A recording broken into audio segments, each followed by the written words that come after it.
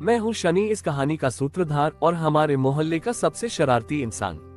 मेरे दो खास दोस्त हैं, विशाल और मोनू।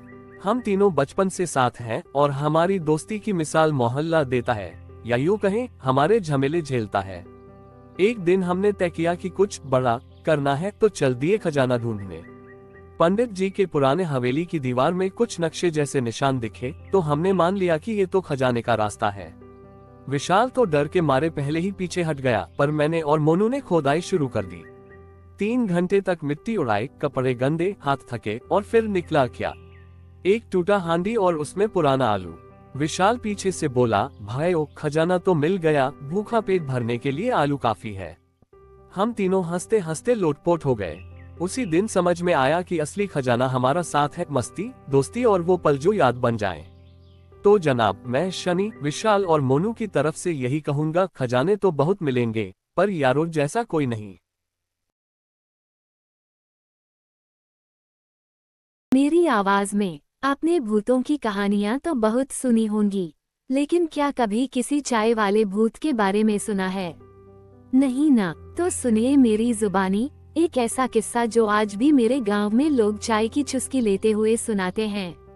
ये बात है उत्तर प्रदेश के एक छोटे से गांव बड़कापुरवा की।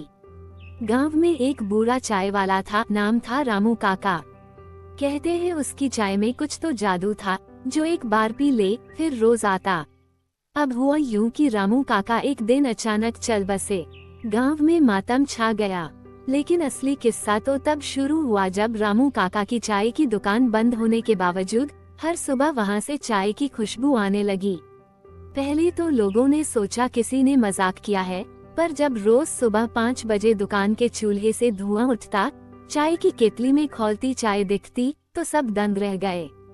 और सबसे अजीब बात, केतली के पास एक कप रखा रहता और उसमें भरी होती एकदम ताज़ा चाय। अब बताइए, बिना किसी इंसान के दुकान में चाय कैसे बन रही थी? गांव वालों ने डरकर पंडित बुलाया। पंडित जी ने तंत्र मंत्र करके कहा, रामू की आत्मा को चैन नहीं मिला है, उसे अपनी आखिरी उधारी की चिंता है। अब सबको याद आया, रामू काका हमेशा कहता था, उधारी बंद करो या भूत बनकर वसूली करूंगा। गांव के बनिए ने रोते हुए कबूला कि उसने रामू काका की 32 रुपए की उधारी नहीं चुकाई थी। जैसे ही उसने पैसे चाय की दुकान पर रखे, चूल्हा खुद ब खुद बुझ गया और उसके बाद कभी वहां से चाय की खुशबू नहीं आई। तो बच्चों, सीख क्या मिली? चाय पीजिए, पर उधार कभी मत कीजिए।